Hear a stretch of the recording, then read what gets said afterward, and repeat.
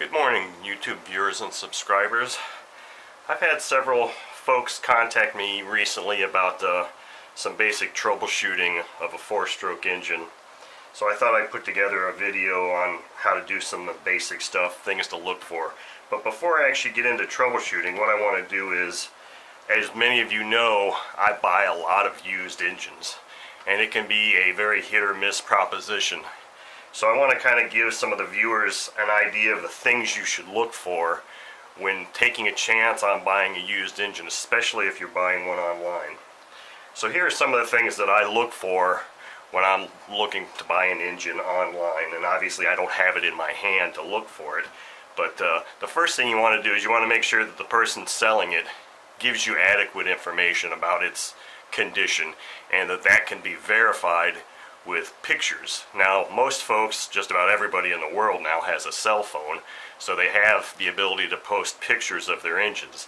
What you're really looking for, what I try to look for, are people that can post very, very high quality images or very high resolution images. That way I can click on the picture and really zoom in on things. And these things are critical in determining whether you should take a chance on buying an engine. So some of the first things I would look for on zooming in on pictures is mounting lugs. Do the mounting lugs look like they have been drilled out, oblonged, or if there's any damage to them? So that's one thing, the first thing I would normally look at. As you're looking, and this just for demonstration purposes, is just my Sato FA50 open rocker engine. Now Sato didn't actually make an open rocker engine. This was an old beat up rebuild project that I made, or that I bought used, and I made it an open rocker, but it's going to serve the purpose very well for this video. So let me recap here real quick. The mounting lugs, and these things are general guidelines for any four-stroke. It doesn't have to be a Sato four-stroke. So look for that, and then when you look at the carb, pictures of the carb, make sure that the needle valve doesn't look bent. And reputable sellers will post numerous pictures of the engine from all different angles, because they also know what people are looking for. More novice sellers, or those that are just not quite as meticulous, may only do one or two pictures, and that's when I would typically request additional pictures. So look for a bent needle valve. Needle valves for older engines can be somewhat hard to find. So if an engine has a bent needle valve, it could just be the needle is bent, or it could be the spray bar assembly going into the carb.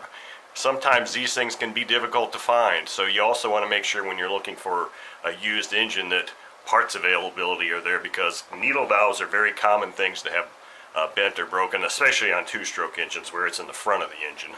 That would indicate a crash. If the owner, so let's see here, okay. The other thing you want to look at is all the fasteners. If they have good pictures, look at the fasteners, the heads of the fasteners.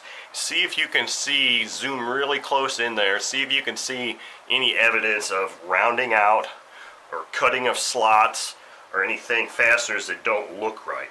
99% of engine manufacturers are going to use hex head fasteners, so if you start to see some discolored or slotted screws, that means it's probably fastener's been changed for some reason or another.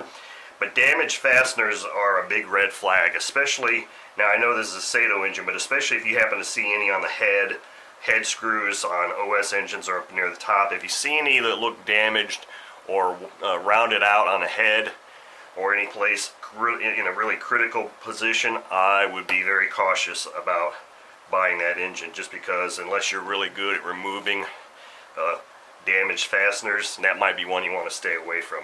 Now, probably 70% of the engines I buy have garbage filled up in there, and that's just a matter of cleaning that out very well, getting all the trash out of the connector or the heads before you try to remove them.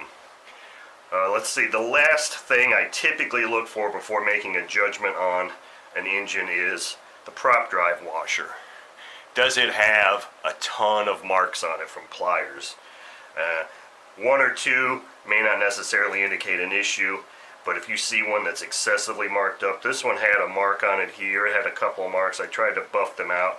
Look for marks there, or even damage. Actually, this one here is damaged a bit, it's bent in. So those are the key things that I would look for. Also, another thing would be if they show a picture of the crankshaft without a nut on it or anything, look for damaged threads there, because also a crankshaft is going to be a high dollar item and in many cases cannot be found to be replaced. So these are some of the things that I would suggest looking for when you're actually trying to buy a used engine online.